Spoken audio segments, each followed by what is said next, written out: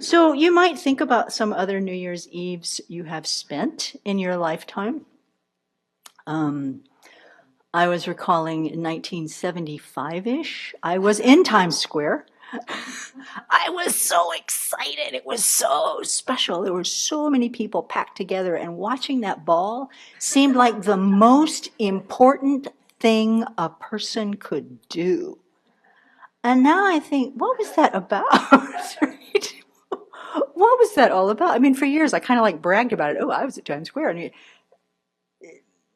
how much meaning that has had for my life subsequently, I really can't guess.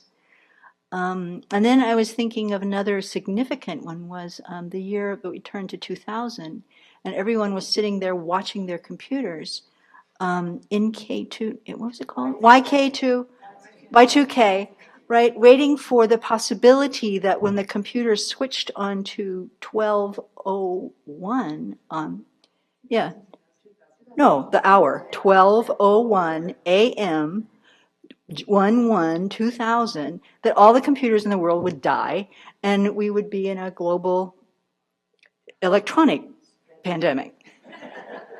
So maybe our preparation for Y2K was a preparation for this year, because certainly on New Year's Eve 2019, those of us in this room mostly were all here. Not everybody was here for a Vajrasattva retreat.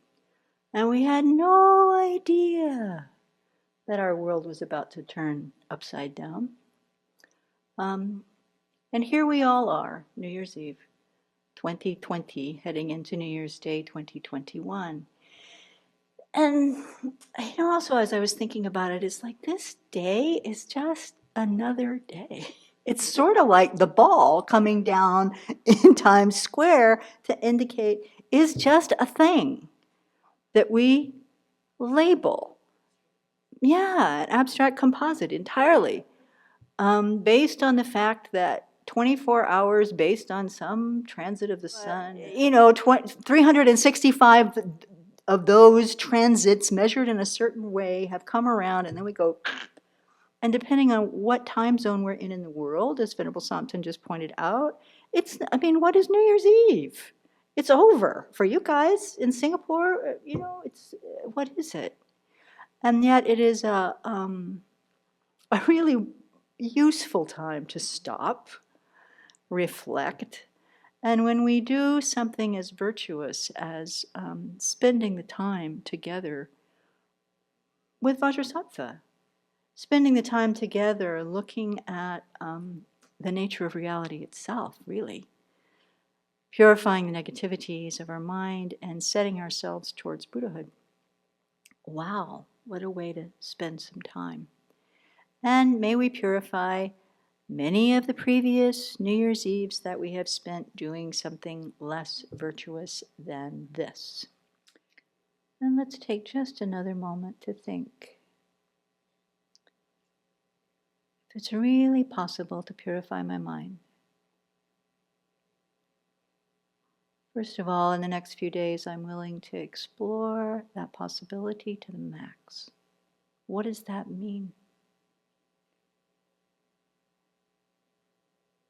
Can it be purified? How?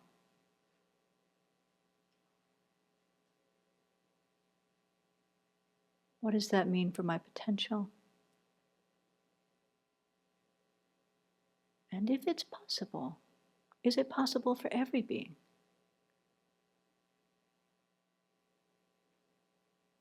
And if it's possible for every being, can I be among the Buddhas that leads every being to realize that? To purify their minds completely. I can only do that if I become a Buddha.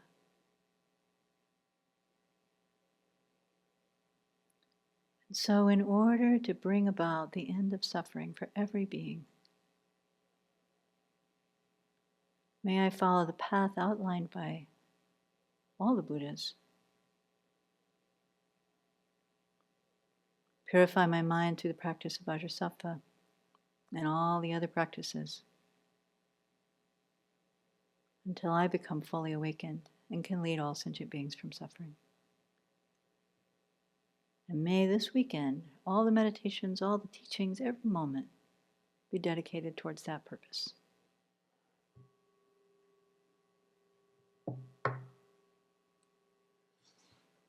I almost think if we could get so clear about that motivation and just hang with that, it would be so purifying for our mind. So purifying.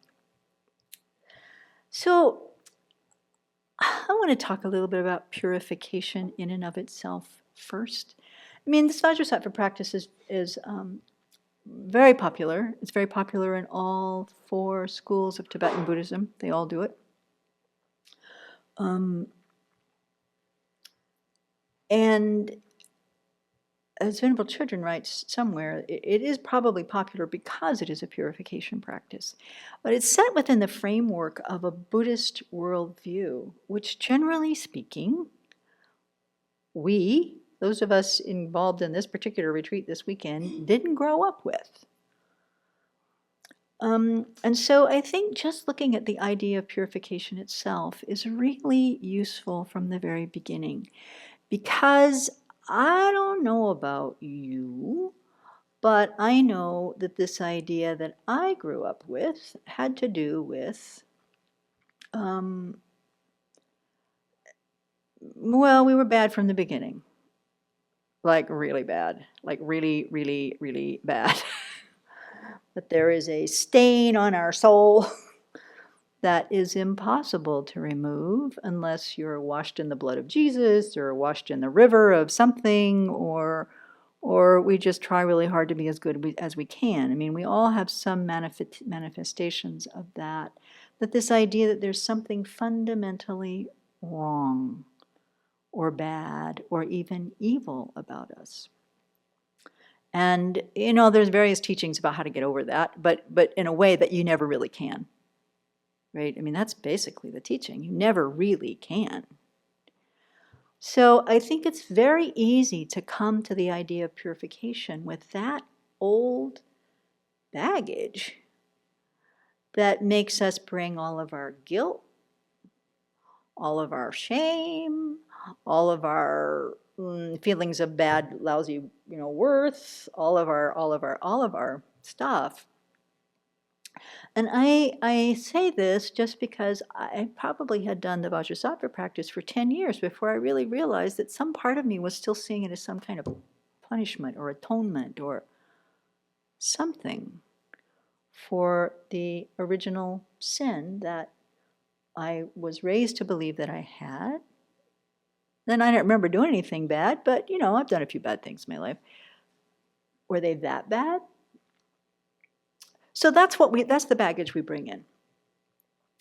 And that is totally not, zero, not what this practice is about.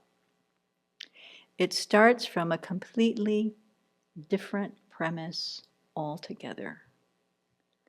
And that is that our mind is heart is pure by nature.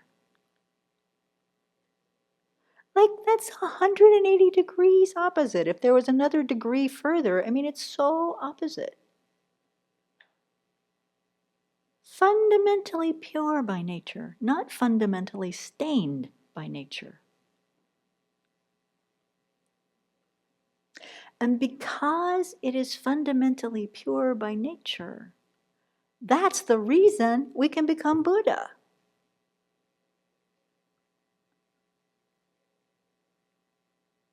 And that's true for from the Mahayana perspective anyway, that's true for every single being. Even the flies and the newts and the tadpoles and the whatever. Because they haven't always been newts and tadpoles. They've been humans. We've been newts and tadpoles. So this nature of the continuity of consciousness is not something that is fundamentally wrong or bad. It is also true, as we look at the continuity of consciousness, that from the Buddhist point of view is beginningless and also endless. That beginninglessly we have also had our afflictive emotions. Starting with the ignorance that misperceives the nature of things, grasps at inherent existence, grasps at the essence of ourselves as something solid, true, permanent, real, who we are, and also the center of the universe, by the way. And that anything that gets in the way of our view of that is a cause to be harmed or, moved away from. Or anything that brings kind of pleasure to that is something to be grasped and held onto for dear life. So our afflictions of anger, of ignorance, anger, and ignorance, attachment, and anger arise, and all the permutations of that. Those are also, for sure, a part of our experience, but not the basic nature of who we are. If the analogy is that our mind consciousness is like clear blue sky, all of these afflicted emotions and views are like clouds in that sky. They are not the nature of the sky itself. Furthermore, based on those afflicted emotions, then we engage in actions. And those actions then leave little imprints or seeds or deposits on the mind stream. That, when the condition's ripe, will ripen in our future experiences. And that is the cause of our suffering, as the Buddha taught in the second of the Four Truths. The first one being, life is not a bowl of cherries. He didn't say it that way. But that we are in an unsatisfactory situation. We don't have control over anything. We think we have control over everything. There's nothing stable. There's nothing secure. Everything is constantly moving and changing. We have gross sufferings. And if you want to look at 2020 and count them up, that's easy to see. We have more subtle ones. In that the happiness we do have changes like that. It isn't lasting. And even more subtle than that is that our very bodies are prone to suffering, that our situation's changing constantly, up and down through cyclic existence. So all of that is the cause by what? The cycle of afflictions and karma, these actions that plant seeds in our mind stream. So although we look at the world and think that you are the cause of my suffering today, you are the cause of my suffering this morning, you might have been the cause of my suffering yesterday, maybe lunch was the cause of my suffering, maybe China is the cause of my suffering, depending on who you want to blame the virus on, maybe the president is the cause of my suffering if you want to blame somebody else. There's so many different things to blame as the cause of our suffering. But the kind of radical thing that the Buddha taught us is that the cause is in our own mind, through these afflictive emotions and through the karma that we create. As I alluded to in the beginning, the Buddha also goes on to tell us these can be ceased. And there is a way to do it. And that's where purification comes in the Buddhist perspective. So it's not like we're trying to wash away our sins, but with our own mind. Our own mind is doing the work of purifying, transforming. And with the Vajrasattva practice, we're purifying the karma that we have created, the negative karma that we've created as a result of our afflicted emotions. So that's the whole purpose of sitting down and doing this practice of Vajrasattva. Does that make sense so far? We're on the right track so far. So, this practice of Vajrasattva, it's good to pull out the sadhana and look at it. Okay. So first we start with, who's Vajrasattva? What is that about? There's the Buddha. We visualized the Buddha before we started. What is Vajrasattva?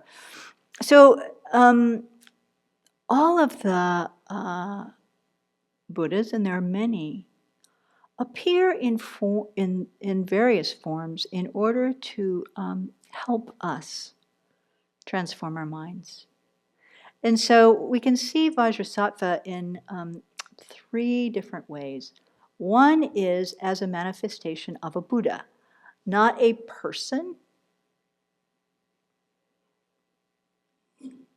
like a human being in any way, but a manifestation of all of the qualities of a Buddhist mind. So when we talk about studying this practice, then we have to think about, well, what do we know about a Buddha's qualities? What is a Buddha anyway? What does that mean? And I think we'll probably address that a little bit this weekend. But if people want to do this practice, then that's something we need to study for the longer term. We have to understand, what is a Buddha? Why would we take refuge in a Buddha if we don't understand what a Buddha is? Why would we aspire to become Buddha if we don't know what a Buddha is? So we need to study. But we do know among those qualities is that a Buddha has eliminated all defilements, has cultivated all good qualities.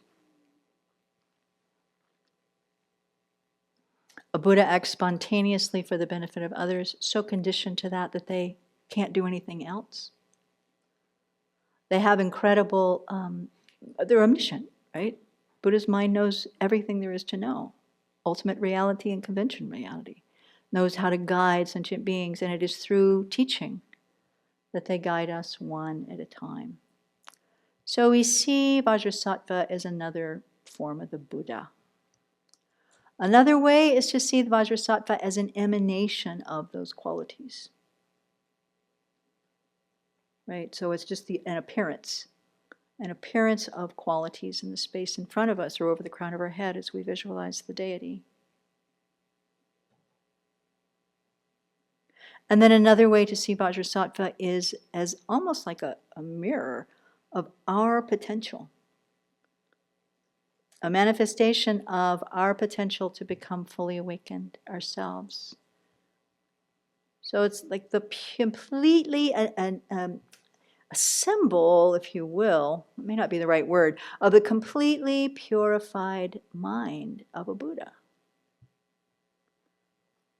There's a wonderful quote here from Lama Zopa Rinpoche. He's not talking about Vajrasattva itself, but about the practice. He says, the Vajrasattva purification practice, which is more powerful than negative karma, can prevent you from experiencing the problems that negative karma would otherwise bring you. If you don't want relationship problems, business failure, illnesses, notoriety, or the criticism of others, the practice of Vajrasattva is extremely important. So it's like we rely on this Buddha Vajrasattva. And the sadhana begins with visualizing Vajrasattva above the crown of your head, on an open white lotus, on a moon disk. So visualization is the important part of this practice. And when we talk about visualization, sometimes people I'm going to say freak out about it. That's maybe too strong a word, but for some people it's kind of overwhelming. But let me ask you this. Do you know where the can opener is in your kitchen? Exactly. You know exactly where that can opener is, right? You have a mental image of where that can opener is. You know which drawer or which shelf? That's a visualization. We all do it. We all do it all the time. And because you know where your can opener, you know where your can opener is because of your familiarity with it. Our familiarity with Vajrasattva will someday be just as clear. We just have to bring our mind to it very regularly. So what it says here in the sadhana, is visualized above your head an open white lotus on which is a moon disk. Vajrasattva is seated on this, and then the sadhana describes it for us, describes his image. His body is made of white light. Everything in the visualization is made of white light.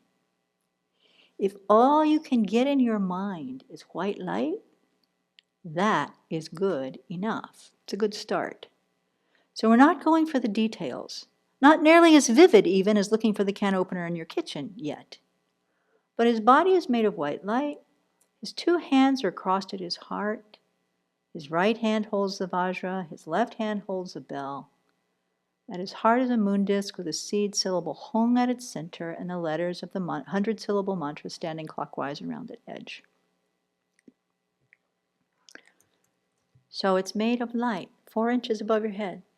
Could be 3, could be 2, could be 6. That's not as important as visualizing this sense of having this holy being. This connection with the completely omniscient mind of the Buddha is completely purified, appearing in this white light form above the crown of our head. He's not there because he has to be. He's not there because you paid him to be. The Buddha, Vajrasattva is there to help us. And we come with some humility. We come with the idea that, I need help. And I'm coming to you, Vajrasattva, as one of many Buddhas, as an aspect of the Buddha's omniscient mind. I'm coming to you for help so that I can become like you.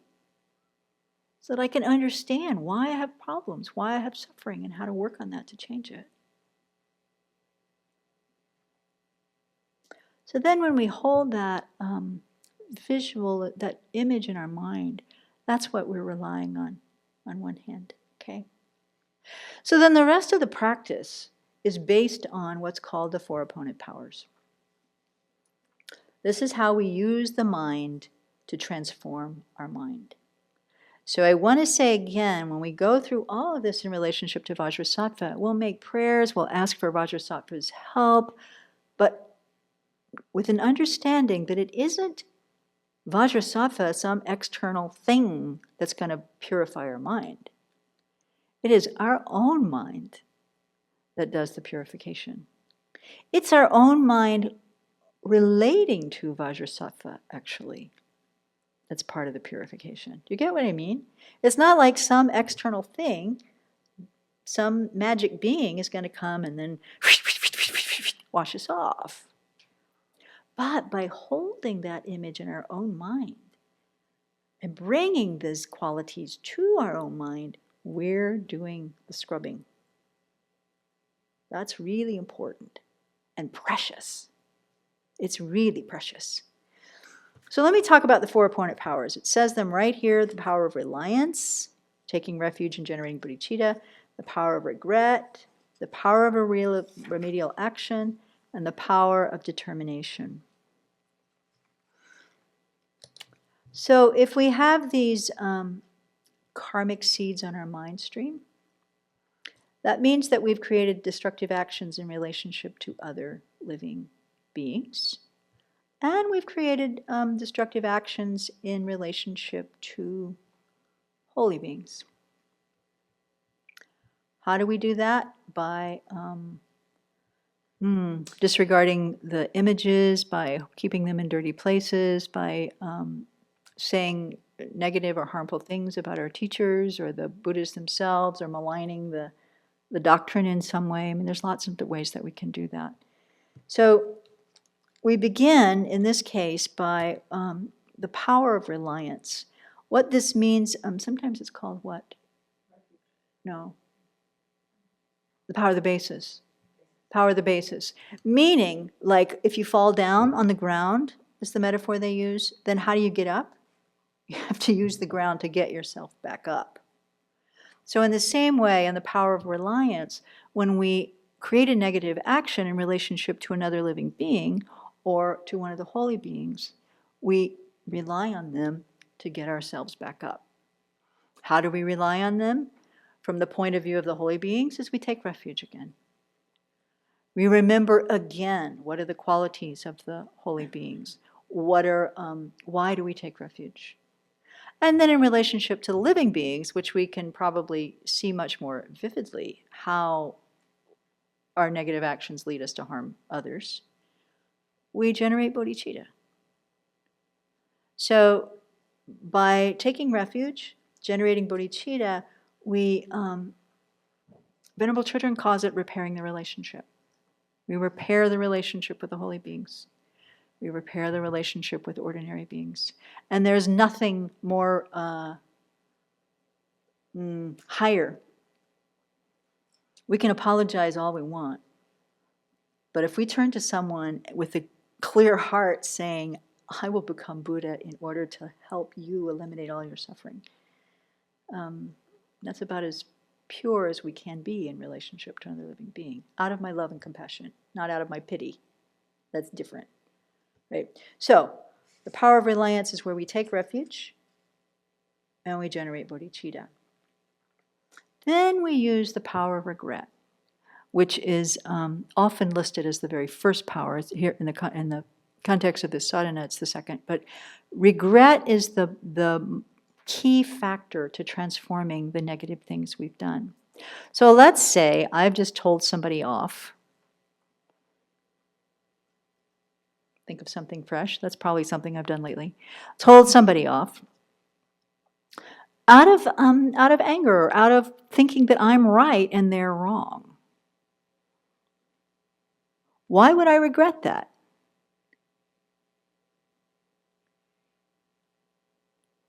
Well, partly you can see the pain on the person's face. But that's not really the reason we regret here. That's a piece of it. But underneath that, because now I know that that action I just did is going to have a suffering result for me in the future. If I've done it with all the parts complete, that I've correctly identified the person I want to tell off, I've done it out of an angry motivation, I've done it, then I did it, and then completed that action, they understood it and heard what I said, that's created the cause for another rebirth, a suffering rebirth. And we'll probably go into the details of karma in the future, but to just begin to understand this relationship between my actions, plant this seed on my mind stream, I'm going to experience a suffering result. And in that case, it's setting me up for a bad rebirth. So out of my own wisdom, I start to think, oh, I regret this. I really regret this from a deep place in my heart. Then we also, of course, want to regret the suffering that we've caused. But we've repaired that relationship, right? So we review the negative actions that we've done. So this is where the sadhana gives us time. Review the harmful physical, verbal, and mental actions you have done, both those you can remember and those you created in previous lives that you can't recall. This is the real juice of this practice. This is where we get to be fearless about looking at how our afflictions have compelled us to behave. To be honest about it. And that's why it's so important not to bring our guilt and shame into this. The more old belief we have about how bad we are, the more guilt we bring into this, the more shame we bring into this, the more likely we are actually to want to obscure and obfuscate what we've done, to excuse, to dodge, and then also our negative feelings about ourselves don't help our purification. This is something that also may take some time to work out because we have some cultural conditioning that the more you suffer, the more somehow you're paying back for what you did, the more you atone. And that's not the case here. It's looking with a clear, truthful mind, a clear eye that says, I did that. I was under the power of this affliction. I was confused in this way. I see that was a mistake, and I wish to purify it. I wish to transform that. I don't want the suffering result, and I don't want to harm others like this again. So that's very clean, very clear. It's not necessarily joyful all the time. It can get quite heavy. But as Lama Yeshe was often quoted as saying, if you cannot see the dirt, you can't clean it. So we look. And we have the conviction to look because we have a tool to clean it up. We're not alone in it. We don't have to wallow in our negative actions. We look, we regret. Clean, clear. Clean, clear. Then, having a strong wish to be free of these suffering results and to avoid causing harm to others and yourself in the future, we turn to Vajrasattva and say, "Oh, Bhagavan Vajrasattva, please clear away all negative karma and obscurations of myself and all living beings and purify all degenerated and broken commitments." So we make that request. Again, we're asking for help. But Vajrasattva can't do the cleaning. That's what we're about to do with the remedial action. So the sadhana continues from the home. The letter home at Vajrasattva's heart, I forgot to describe it. So at the heart of Vajrasattva, you can read the description and Venerable Sangye Kadra will guide us through it today. But at his heart, on a lotus, a moon made of light, is the syllable home. You can see that as the Tibetan script. I think the Sanskrit is a little bit different. You can also see it in Roman letters HUM. Some traditions have it HUNG. You can see it in any of those ways, but it's there at the heart. And then the syllables of the 100-syllable mantra all the way around the edge. So once we've made that request, Vajrasattva is totally pleased to help. We imagine that. It's not like it's a burden. He's happy to help. And light goes out in every direction, which requests the Buddhas from every direction to bestow their inspiration. So all the Buddhas throughout all limitless space pour all this light back into the home of the heart of the Vajrasattva above the crown of your head. So think about the intensity of that light. It's going to be very, very, very intense. And then from that, which is the essence of the knowledge of their body, speech, and mind, this light and nectar overflows the home, fills up the body of Vajrasattva, overflows that body, and then begins to pour down through us, in through the crown of our head, right down through our whole nervous system, right through our body. Like a stream or like a shower of white light nectar pouring through us.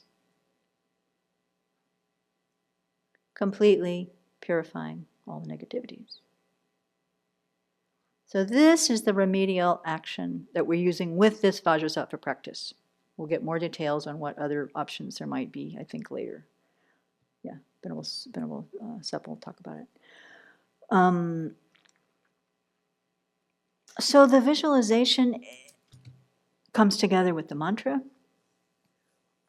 And you can do that visualization practice and that mantra recitation for a good long time. And then it describes 3-4 different ways that we can do the visualization. So for people who are new to the practice, sometimes just learning the mantra is the focus of the whole time together. And that's okay. There's a very powerful mantra that we're going to get to here in a second, which has its own energy and is a part of the remedial action process. The visualization, for those who are more kind of visually oriented, might be the place that you start. And this is just imagining that this light and nectar is flushing out the negativities that we are trying to purify. And there's different ways to do that, which we'll talk about in a second. In the long term, what we're looking for is to bring these together so that the mantra recitation and the visualization are going on at the same time. And that is like bringing all of our senses really into play, although it's mental. None of it's actual sense, but it's mental. But it's bringing all of these things into play to really purify, transform the negativities in our system. So the 4 different visualizations are this, and we'll go through them really simply. Venerable, who's going to do the 10 non-virtues? Venerable Sepul. Okay, so tomorrow Venerable Sepul will be talking about the 10 non-virtuous actions, or the 10 non-virtuous, 7 actions and 3 pathways of action, however that goes. But there are 3 of body, 4 of speech, and 3 of mind that she'll detail. Many people on this know that already. So when we're doing actions of the body, the visualization is described here as the purification of the body. Your negativities, afflictions in general, and particularly those of the body, take the form of black ink. Sickness takes the form of pus and blood, and disturbances caused by spirits appear in the form of scorpions, snakes, frogs, and crabs. Those are great images of all the kind of, you can't call them anthropomorphized. What are they called? Animalized versions of our negativities inside. They become symbols of the negativities that we've created. They're flushed out by the light and nectar. They leave your body through the lower openings like a filthy liquid flowing from a drain pipe. And when we're done, we feel completely clean and clear, freed of these.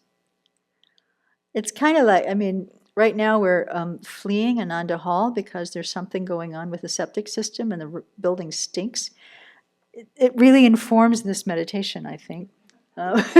Visualize, especially as we're doing things of the body, whatever else is rotting in that septic system and bringing gases into the building can also be purified as we do this visualization.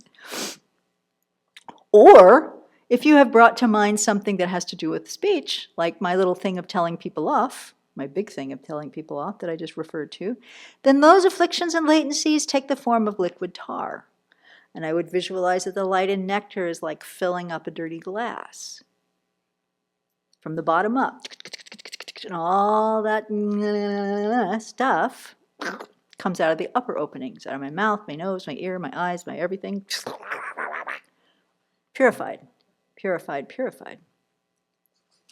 Or, if we're purifying the negative actions of the mind, looking at covetousness, ill will, wrong views, those appear like darkness at your heart. And then when the light and nectar stream in and strike it, it's like turning on a light in the room. So it's not like things get flushed out here, but it's just like a dark room gets turned into a light space. And at the end of each of these visualizations, we feel completely free, completely purified. And then we could do a simultaneous purification where you have all 3 of these going at once. And this, they say, even sweeps even the subtle obscurations that prevent us from seeing correctly all that exists. So then you've got everything going. All the orifices are pouring stuff out in every direction. And the light and nectar just pours like a shower, pouring through, pouring through, pouring through. And you imagine, if you can, allowing that to enter the body completely. Notice where in your body the light doesn't want to go. And try to open the space to let it go there. Every bit, every part of our body completely filled. And then flushing out all the negativities. When we finish this, the 4th power, the power of determination. So we've regretted it. We've repaired the relationship by taking refuge in generating bodhicitta. Our remedial action here is visualizing Vajrasattva and reciting the mantra, visualizing all this light and nectar coming from Vajrasattva and flushing our negativities from us in the various ways. And then to kind of propel the mind in a different direction, we make a determination. I'm not going to do this again. The way it's worded here, I shall do my best not to do these destructive actions in the future. So the strength of our determination is dependent on what you think you can do.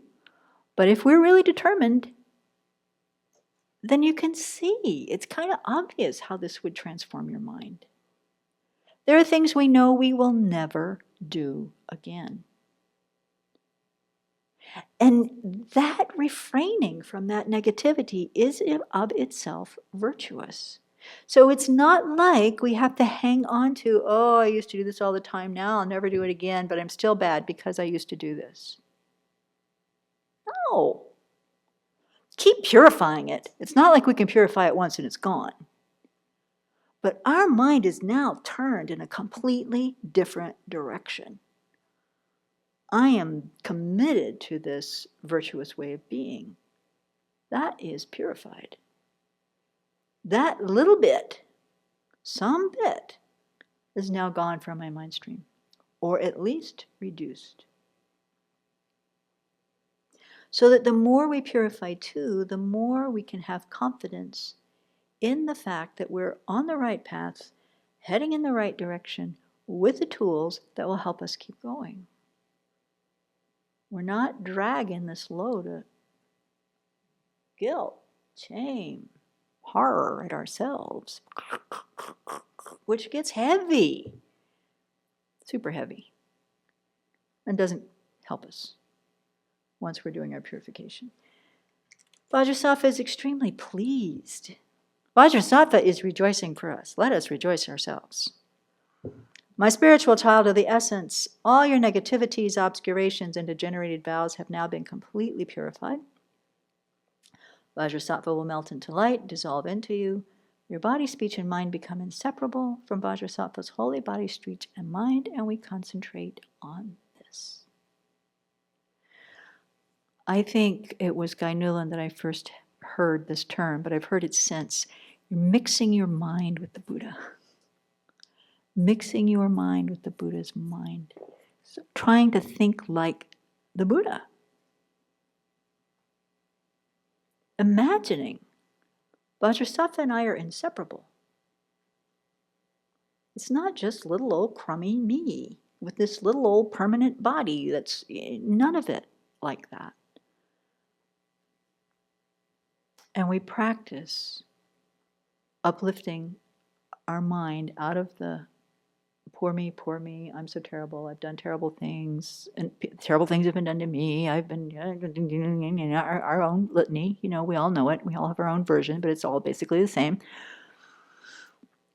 We see the possibility to fulfill our potential, really, is what it boils down to. Right? So that's what this practice is about in a sort of colloquial description. And I want to spend a little time on the mantra, and then we'll stop, because Venerable Sangye Kadra was going to guide us through the whole practice tonight. She'll do some explanation as she goes. And she will really, I think her plan is to tie it to the year and the value of doing this on New Year's Eve, and how that will be good for our mind. And then as Venerable Chudran teaches this weekend, and we can rejoice that she's back. And then to support that, Venerable Sepal will be giving a talk, Venerable Semke will be giving a talk, and we'll be looking at the karma in much more detail. We'll be looking at the ways that we do create negativity. We need to be really honest about the fact that we do every single day. And so learning this practice actually is extremely valuable to begin to incorporate as a daily practice. Because every single day, as long as we're under the power of our own ignorance that just doesn't get how things are, that continually misunderstands the nature of reality, and on that basis, is creating negativity. We're doing it every day. Even we're trying to be good, we are. And we're also, afflictions are still arising. Afflictions still take over our minds. We still do negative actions. But with Vajrasattva, we have a tool. We have a practice that we can do every single day to help transform our minds and carry us forward on our progression towards Buddhahood. So let's look at the mantra just a little bit. I don't want to go through the translation. We won't do that tonight, but we will recite it slowly. I will say this about mantras. We are told that they always come in Sanskrit. They are uttered when a realized being is in deep meditative equipoise. These utterances arise. So it's like the speech of the Buddhas. And mostly we hardly ever get them translated. It's really the power of the Sanskrit itself, and kind of connecting on a different level than trying to analyze and think about, well, what does that word mean? I'm trying to get it in a different level. But this one does have an explanation in different translations, and I did put that in the page on the website, so you can study that and look at that. But it's not going to chant very well if we do the English, so we're going to do the Sanskrit. And I think what I'll do is we'll just do it 21 times, just so you get familiar with it. We'll start really, really slow. And I'll pull the mic out so you can get the whole community here. You can hear the whole community doing it. We'll do it really, really slow for the first 3, and then maybe we'll pick it up a little bit more, and then we'll pick it up a little bit more, and we'll just do it 21 times. So let's do a little short visualization with this too. So bring to mind all the qualities of Buddhas: love, compassion, wisdom, skillful means. And they appear in the white light form of Vajrasattva above the crown of your head. Seated on a lotus and moon seat, his 2 hands crossed at his heart, holding a Vajra in the right, left bell in his left. He's wearing these beautiful celestial silks, jeweled ornaments that are emblems of his qualities. Very essence of love and compassion, wisdom combined. At his heart is a flat moon disk and the seed syllable Hum, surrounded by the letters of the mantra. And as we recite this mantra 21 times, light and nectar pours from that Hum down through our body, completely flushing out all negativities, obscurations, and bringing the realizations of his omniscient mind.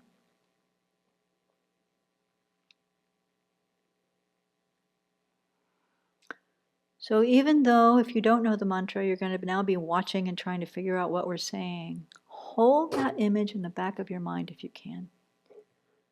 And for those who do know it, hold it strongly.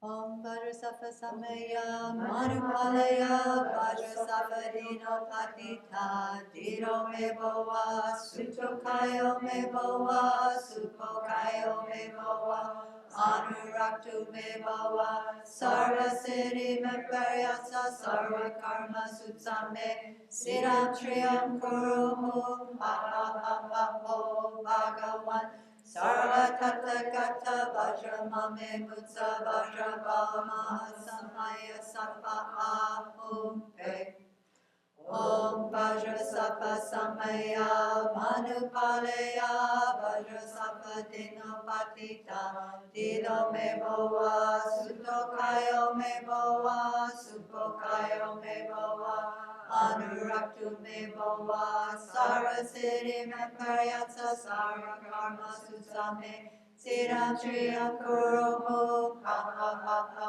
Ho Bhagavan Sarva Tata Gata Vajramame Musa Vajrabhava Samaya Sattva Ahum Pe Om Vajrasattva Samaya Manupaleya Vajrasattva Dino Patita Dino Me Boa Sutokayo Me Boa Supokayo Me Boa Anuraktu Me Boa Sarva Siddhi Me Paryatsa Sarva Karma Sutsame Siddham Triyam Kuruhum Ha Ha Ha Ha Ho Bhagavan Sarva Tata Gata Vajramame Musa Vajrabhama Samaya Sattva Ahum Pe Om Vajrasattva Sameya Manupaleya Vajrasattva Dinapatita Diro Mevoa Sutokayo Mevoa Supokayo Mevoa Anurakta Mevoa Sarvasiddhi Meparyata Sarva Karma Sutsame Siddham Shriyam Kuro Ha Ha Ha Ha Ho Bhagavan Sarva Tathagata Vajramame Mutsa Vajrabhava Mahasamaya Sappa Ahum Pe Om Vajrasattva Sameya Manupaleya Vajrasattva Dinapatita Dino Mevoa Sutokaya Mevoa Supokaya Mevoa Anurakta Mevoa Sarvasiddhi Meparyata Sara Karma Sutame Siddham Shriyam Kuro Ha Ha Ha Ha Ho Bhagavan Sarva Tathagata Vajramame Mutsa Vajrabhava Mahasamaya Sappa Ahum He Om Vajrasattva Sameya Manupaleya Vajrasattva Dinapatita Diro Mevoa Sutokaya Mevoa Supokaya Mevoa Anurakta Mevoa Sarvasiddhi Meparyata Sarva Karma Sutame Siddham Shriyam Kuro Ha Ha Ha Ho Bhagavan Sarva Tathagata Vajramame Mutsa Vajrabhava Mahasamaya Sappa Ahum Pe Om Vajrasattva Sameya Manupaleya Vajrasattva Dinapatita Dino Mevoa Sutokaya Mevoa Supokaya Mevoa Anurakta Mevoa Sarvasiddhi Meparyata Sarva Karma Sutame Siddham Shriyam Kuro Ha Ha Ha Ha Ho Bhagavan Sarva Tathagata Vajramame Mutsa Vajrabhava Mahasamaya Sappa Ahum Pe Om Vajrasattva Sameya Manupaleya Vajrasattva Dinapatita Dino Mevoa Sutokaya Mevoa Supokaya Mevoa Anurakta Mevoa Sarvasiddhi Meparyata Sarva Karma Sutame Siddham Shriyam Kuro Ha Ha Ha Ha Ho Bhagavan Sarva Tathagata Vajramame Mutsa Vajrabhava Mahasamaya Sappa Ahum Pe Om Vajrasattva Sameya Manupaleya Vajrasattva Dinapatita Diro Mevoa Sutokaya Mevoa Supokaya Mevoa Anurakta Mevoa Sarvasiddhi Meparyata Sarva Kama Sutame Siddham Shriyam Kuro Ha Ha Ha Ha Ho Bhagavan Sarva Tathagata Vajramame Mutsa Vajrabhava Mahasamaya Sappa Ahum Pe Om Vajrasattva Sameya Manupaleya Vajrasattva Dinapatita Dino Mevoa Sutokaya Mevoa Supokaya Mevoa Anurakta Mevoa Sarvasiddhi Meparyata Sarva Karma Sutame Siddham Shriyam Kuro Ha Ha Ha Ha Ho Bhagavan Sarva Tathagata Vajramame Mutsa Vajrabhava Mahasamaya Sappa Ahum Pe Om Vajrasattva Sameya Manupaleya Vajrasattva Dinapatita Dino Mevoa Sutokaya Mevoa Supokaya Mevoa Anurakta Mevoa Sarvasiddhi Meparyata Sarva Karma Sutame Siddham Shriyam Kuro Ha Ha Ha Ha Ho Bhagavan Sarva Tathagata Vajramame Mutsa Vajrabhava Mahasamaya Sappa Ahum Pe Om Vajrasattva Sameya Manupaleya Vajrasattva Dinapatita Dino Mevoa Sutokaya Mevoa Supokaya Mevoa Anurakta Mevoa Sarvasiddhi Meparyata Sarva Karma Sutame Siddham Shriyam Kuro Ha Ha Ha Ha Ho Bhagavan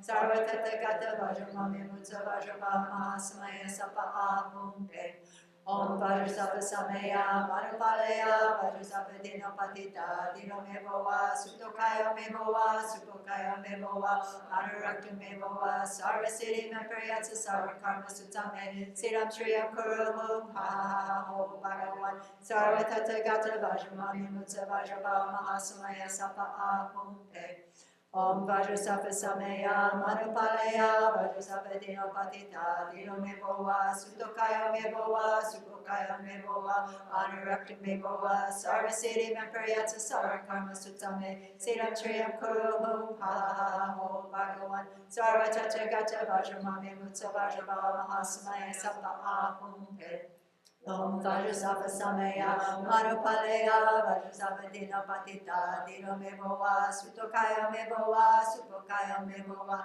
Anurakta Mevoa Sarvasiddhi Meparyata Sarva Karma Sutame Siddham Shriyam Kuro Ha Ha Ha Ho Bhagavan Sarva Tathagata Vajramame Mutsa Vajrabhava Mahasamaya Sappa Ahum Pe Om Vajrasattva Samaya Manupalaya Vajrasattva Dina Patita Dino Meboa Sutokaya Meboa Supokaya Meboa Narakta Meboa Sarvasiri Mepayatsa Sara Karma Sutame Siram Triyam Kuru Hom Ha Ha Ha Ha Ho Bhagavan Sarvatata Gata Vajramami Mutsa Vajrava Mahasamaya Sapa Ahum Om Vajrasattva Samaya Manupalaya Vajrasattva Dina Patita Dino Meboa Sutokaya Meboa Supokaya Meboa Narakta Meboa Sarvasiri Mepayatsa Sara Karma Sutame Siram Triyam Kuru Hom Ha Ha Ha Ha Ho Bhagavan Sarvatata Gata Vajramami Mutsa Vajrava Mahasamaya Sapa Ahum Om Vajrasattva Samaya Manupalaya Vajrasattva Dina Patita Dino Meboa Sutokaya Meboa Supokaya Meboa Anurakta Meboa Sarvasiri Mepayatsa Sara Karma Sutame Siddham Tridam Kuro Ha Ha Ha Ho Bhagavan Sarvatata Gata Vajramami Mutsa Vajrava Mahasamaya Sapa Ahum Om Vajrasattva Samaya Manupalaya Vajrasattva Dina Patita Dino Meboa Sutokaya Meboa Supokaya Meboa Anurakta Meboa Sarvasiri Mepayatsa Sara Karma Sutame Siddham Chayam Kuro Ha Ha Ha Ha Ho Bhagavan Sarvatata Gata Vajramami Mutsa Vajrava Mahasamaya Sapa Ahum Om Vajrasattva Samaya Manupalaya Vajrasattva Dina Patita Dino Meboa Sutokaya Meboa Supokaya Meboa Anurakta Meboa Sarvasiri Mepayatsa Sara Karma Sutame Siddham Triyam Kuro Ha Ha Ha Ho Bhagavan Sarvatata Gata Vajramami Mutsa Vajrava Mahasamaya Sapa Ahum Om Vajrasattva Samaya Manupalaya Vajrasattva Dina Patita Dino Meboa Sutokaya Meboa Supokaya Meboa Anurakta Meboa Sarvasiri Mepayatsa Sara Karma Sutame Siddham Triyam Kuro Ha Ha Ha Ho Bhagavan Sarvatata Gata Vajramami Mutsa Vajrava Mahasamaya Sapa Ahum Om Vajrasattva Samaya Manupalaya Vajrasattva Dina Patita Dino Meboa Sutokaya Meboa Supokaya Meboa Anurakta Meboa Sarvasiri Mepayatsa Sara Karma Sutame Siddham Shriyam Kuru Hom Ha Ha Ha Ha Ho Bhagavan Sarvatata Gata Vajramami Mutsa Vajrava Mahasamaya Sapa Ahum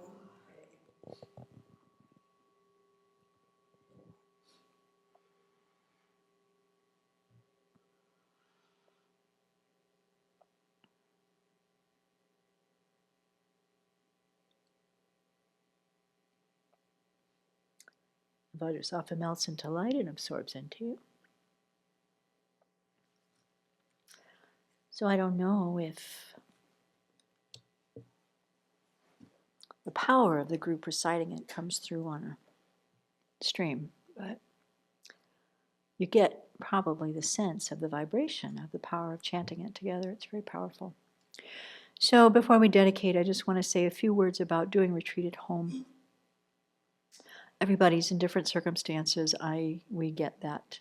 In fact, it's hard to imagine how the challenges might be to try to be doing a retreat at home.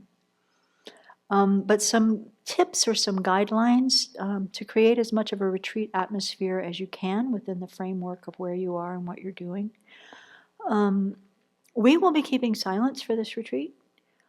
If you can do that, even for some part of the day, that will be very helpful. That includes not clicking on the phone, if you can avoid it, staying off the computer or watching the news or whatever, even if it's just for half a day, will help keep the mind in the retreat.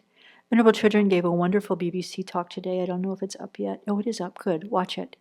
It talks about what it means to be in retreat, and it's retreating from the afflictions. So what brings our afflictions up? Well, the things that we're attached to, the things that we're attracted to, the things that we're distracted by are just, putting fertilizer on our afflicted states of mind. So whatever you can do over the next few days to try to withdraw from those triggers, that will help. So that doesn't mean, like, if you're at home and you have the kids outside the door and, you have to be with the kids. And try to bring the quality of retreat into your interactions with people that you can throughout. In the break times, which are as important as the session times, read the Dharma. Download any kind of thing from tiptonchildren.org. There's so many teachings there. Download some of the teachings on Vajrasattva if you'd like. Read the Library of Wisdom and Compassion. Pull out your Shantideva's Guide to a Bodhisattva's Way of Life and look at the verses.